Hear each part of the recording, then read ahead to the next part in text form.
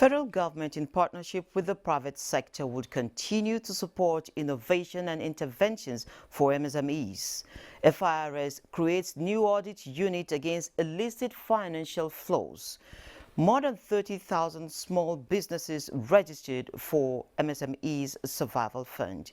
And global stocks down as coronavirus lockdowns around the world and renewed concerns in the U.S. affect markets. These and more on Business Express today, reaching you from Abuja, Nigeria's capital. I am Leah Katun Baba Tunde.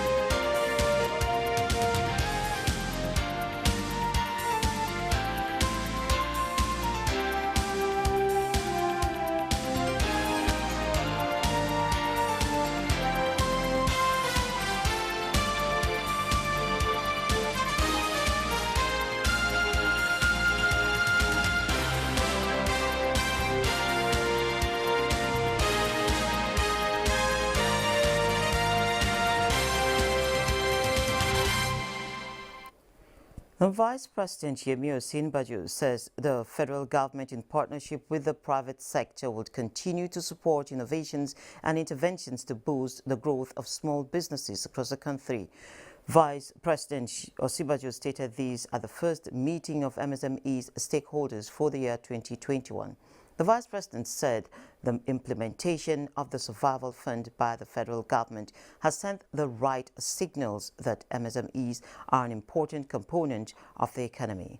Minister of State Industry, Trade and Investment Ambassador Mariam Katagum said the implementation of the Survival Fund across different areas lessened the burden of the pandemic on businesses, and that 300,000 business owners have benefited as at the end of the year 2020. In a bid to stem illicit financial flows out of Nigeria and improve tax compliance rate in the country, the Federal Inland Revenue Service FIRS says it created 35 additional tax audit units in the country last year. Executive Chairman FIRS Mohammed Nemi disclosed this in Abuja at a workshop on effective audit of multinational corporations for domestic revenue mobilization in Nigeria. Although Nemi observed that some multinational corporations were leading in tax compliance in various sectors, he, however, expressed worries that many rich multinational corporations do not pay the right taxes due them, let alone pay their taxes voluntarily. He said based on a 2014 report by the high-level panel on illicit financial flows from Africa, Nigeria accounted for 30.5% of money lost by the continent through illicit financial flows. He further stated that with the signing of the 2021 budget by President Muhammadu Buhari and with the recent decline of oil resources, taxation is expected to continue to shoulder the government's budget performance the way it did in 2020. Now, following the directive by President Muhammadu Buhari for the Corporate Affairs Commission, CAC, to register for free 250,000 small businesses, more than 30,000 have so far been registered. Registrar General of the Commission, Garba Abubakar, informed the media in Abuja that the business formalization support of the MSME Survival Fund is going steadily. Benny Adams reports. Deployment of technology, experts say, is one of the proven strategies to surviving the impact of COVID-19 on businesses. That explains why the Corporate Affairs Commission adopted same to facilitate efficiency. The end-to-end electronic system allows clients a start-to-finish registration and issuance of certificates electronically. From anywhere in the world, from the comfort of your homes or offices, you can start and finish your registration with the CAC and get your certificates electronically. This is in line with the best practice globally.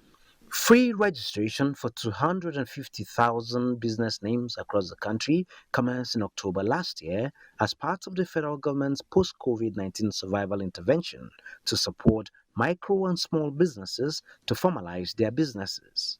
The delay was mainly because they waited until after they had finished collecting all the information from the applicants before they started making entry on our website. We have a different interface for them, and to my knowledge, over 30,000 certificates have been issued so far. As they enter, we approve, and even before this new system came on board, they had been getting their certificates electronically under the survival fund. In spite of initial delays, the CAC says registration is done immediately. Aggregators fit the system with required documents. Benny Adams. Now, the Financial Act, among other things, allows government to borrow unclaimed dividends and dormant account balances owned by Nigerians. This is our business for today, and Nneka Oko has that report. President Muhammadu Buhari signed the Finance Bill 2020 into law.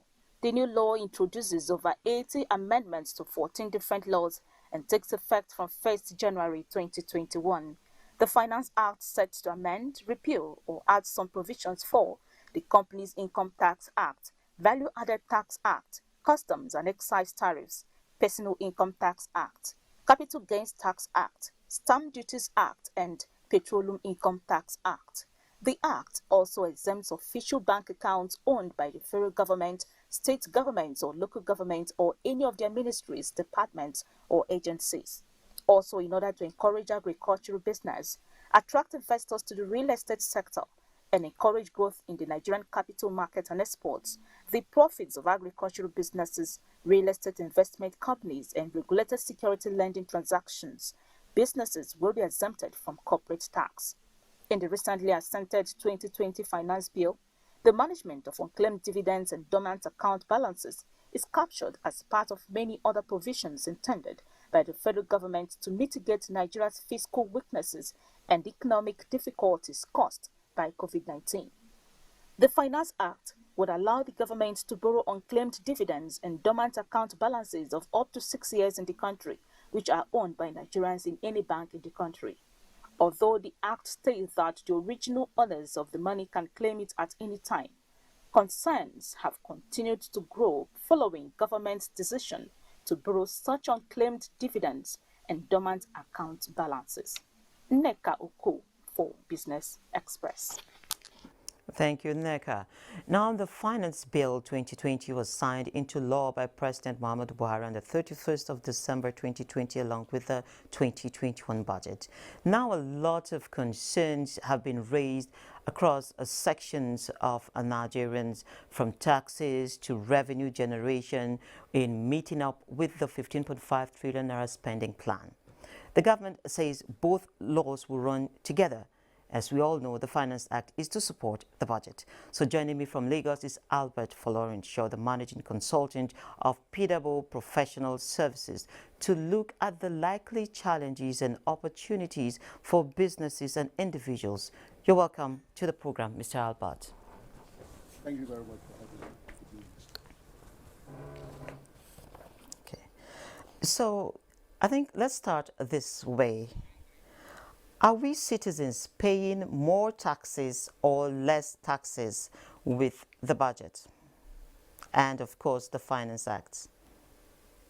Well, if you look at the provision of the Finance Act, and what I can say is that definitely citizens are supposed to pay less. For example, companies, all companies that are liable to minimum tax are now to pay 0.25% of the turnover of the company, okay, for the year, which was 0.5% under the 2019 Finance Act. Again, this provision has exempted all minimum wage earners from personal income tax. So if your salary per annum is not more than 360,000, you are totally exempted from paying tax, not even minimum tax.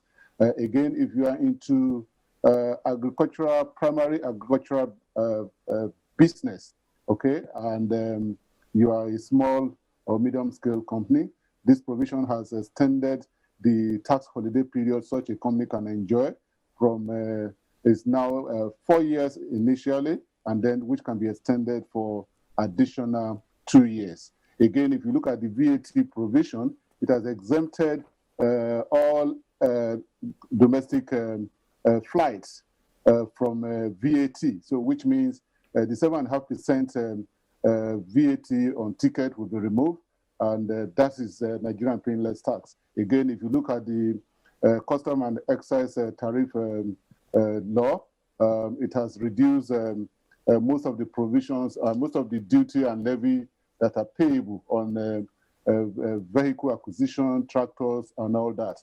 Again, if you are into agriculture or you hire equipment to agricultural people, or maybe farmers majorly, it has reduced what the farmers will be paying in terms of hire or rental of those equipment from VAT. So such equipment are no longer, such rental services are no longer liable to VAT. So a whole lot of reduction here and there.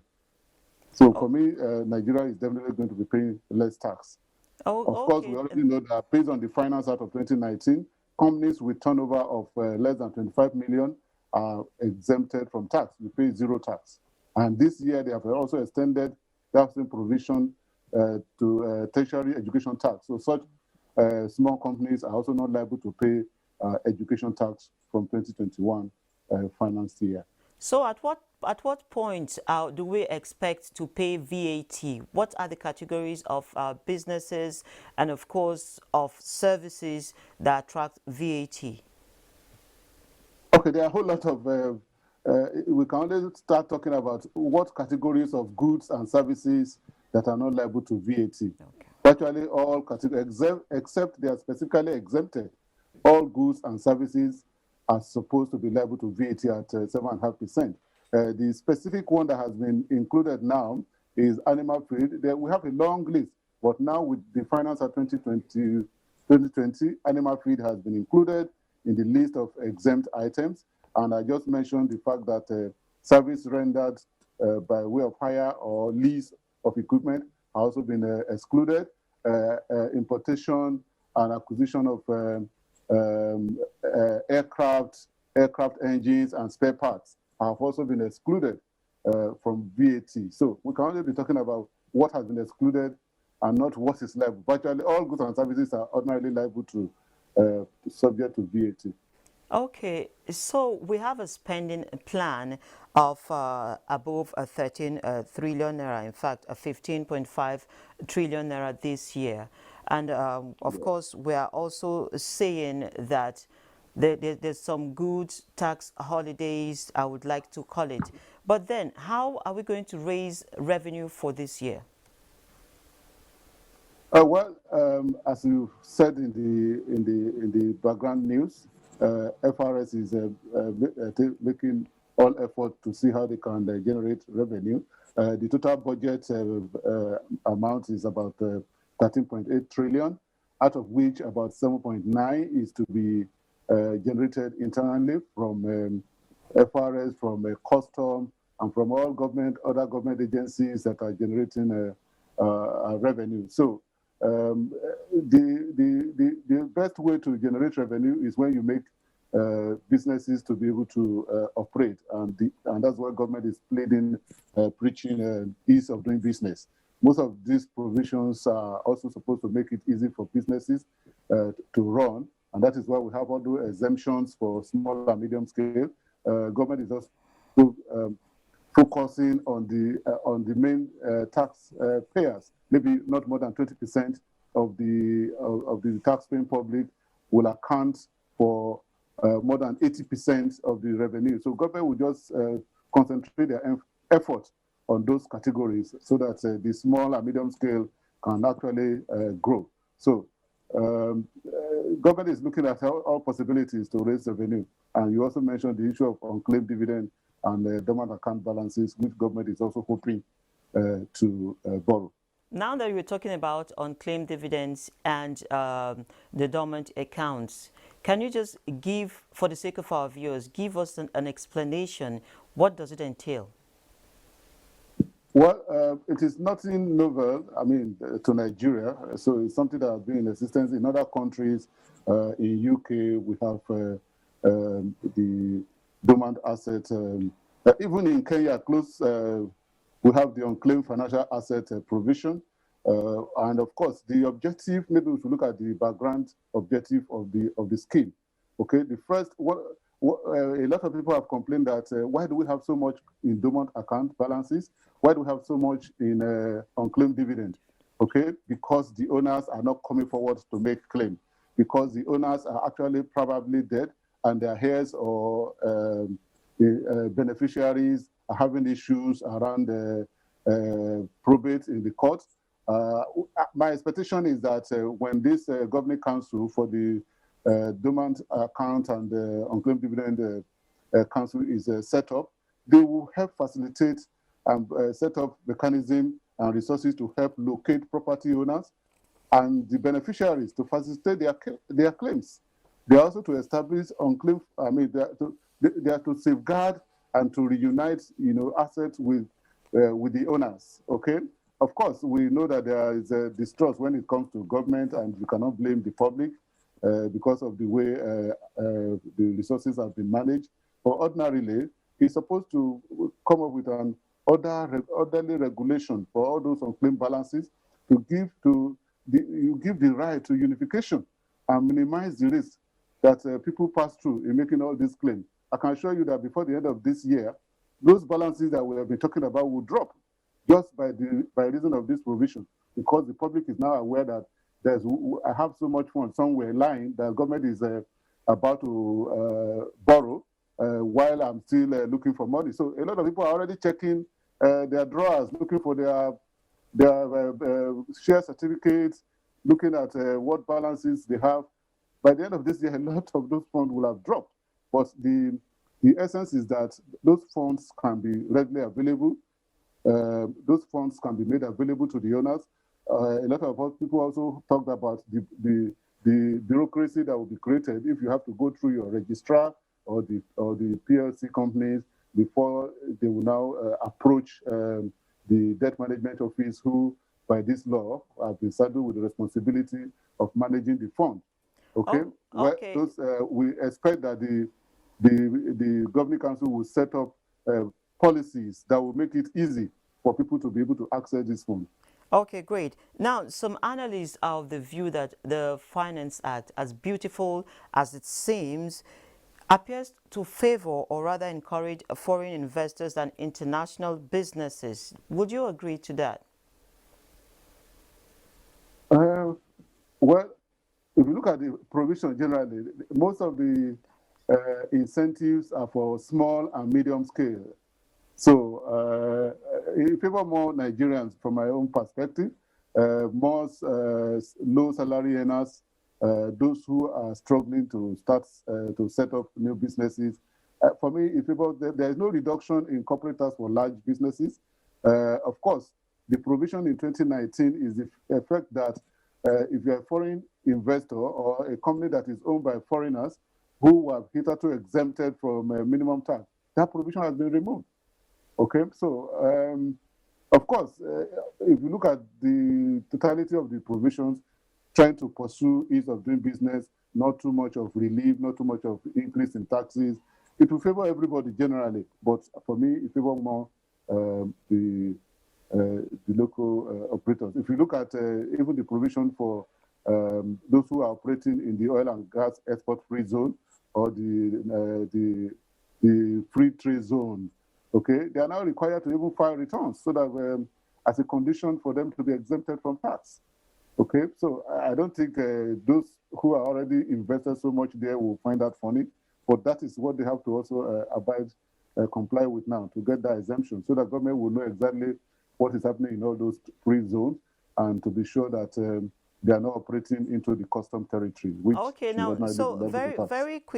very quickly, could you tell us the status of stamp duty? Well, nothing serious has changed in terms of stamp duty, apart from the fact that in 2019 we have the electronic transfer stamp duty, where you make a transfer from one account to the other. 15 naira is charged. Now, that has been recharacterized and called electronic transfer levy. Okay, but I mean, it is still being treated as if it's a stamp duty, and the most important aspect is now the sharing formula, which has been specified in the Act in line with the provision of Section 163 of the Constitution, to the extent that whatever is collected by way of stamp duty, either by the federal government, because anything collected by the state goes to the state. So any stamp duty collected by the federal government is now to be shared between the federal government and the states based on derivation. Federal government takes 15%, federal government and the Federal Capital Territory, while 85% goes to state by way of derivation, which has to be determined by the by NEC, National Executive Council. How will the derivation be applied? What is the formula? Okay, is it based on the location of the person paying the levy or not? Thank you very much, Mr. Albert. I'm afraid this is the most we can take in this conversation. Thank you so much for coming on the program. I've been speaking with Albert Folarunshaw of Pedebo. Thank you very much for having me. Yes, sir. Now, food businesses such as restaurants and bars have been some of the hardest hit during the COVID-19 pandemic. While witnessing recovery with the reopening of businesses, then came the second wave with another round of restrictions. How the food business is surviving is what we're about to find out with Francis Ichado, a food vendor on our Surviving COVID-19 series.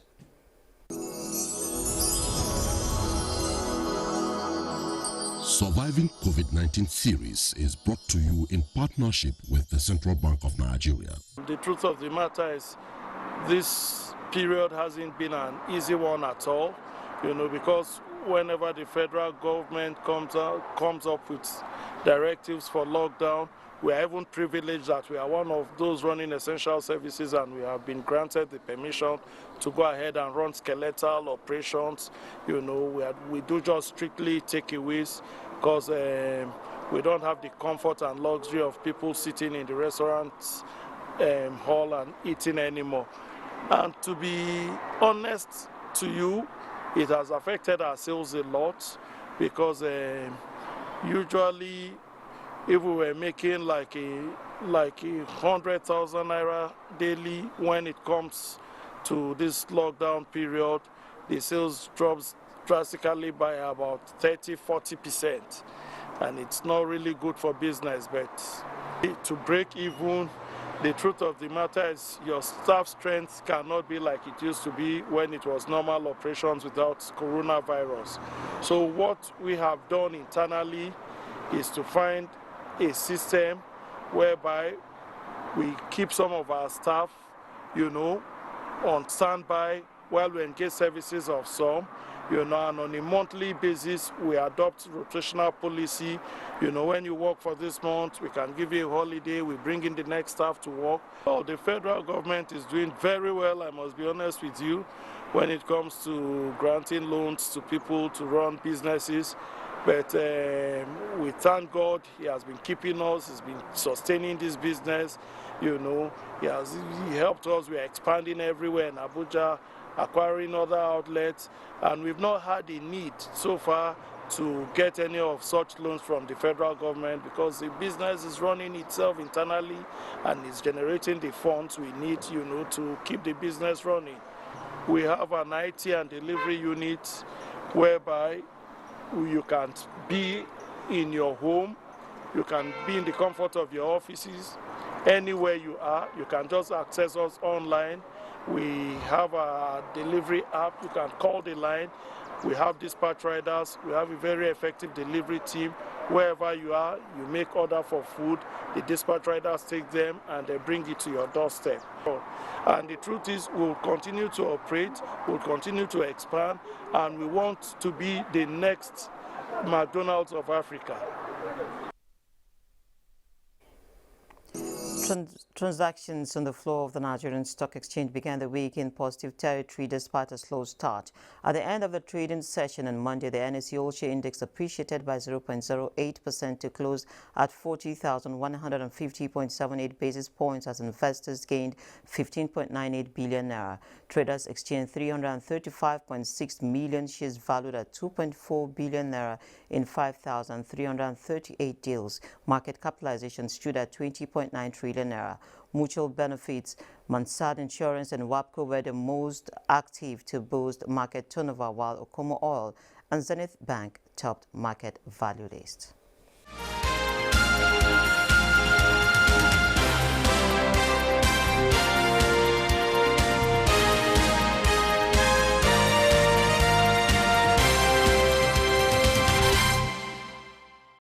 An increase in the number of coronavirus cases being seen worldwide is weighing on sentiment. Stocks in Asia Pacific were mixed in overnight trade after shares on Wall Street pulled back overnight from all-time highs.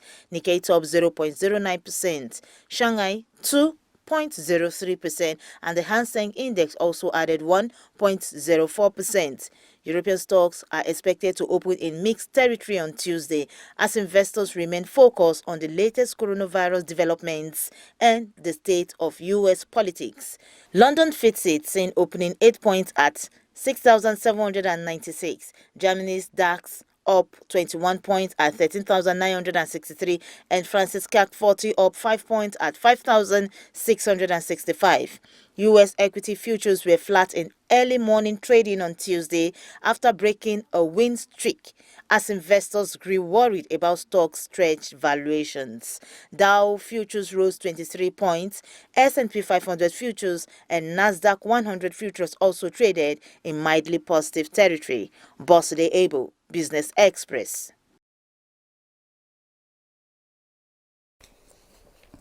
Now we've come to the end of this edition of Business Express, and we hope you had a nice time. Be informed that all previous episodes are available on YouTube on the NTA's channel. You can also communicate with us on Twitter, and the handle is NTA News Now. Don't forget to use the hashtag. It is Business Express returns Wednesday at 3 p.m. I'm Leah Katun Baba Tunde saying please stay safe out there.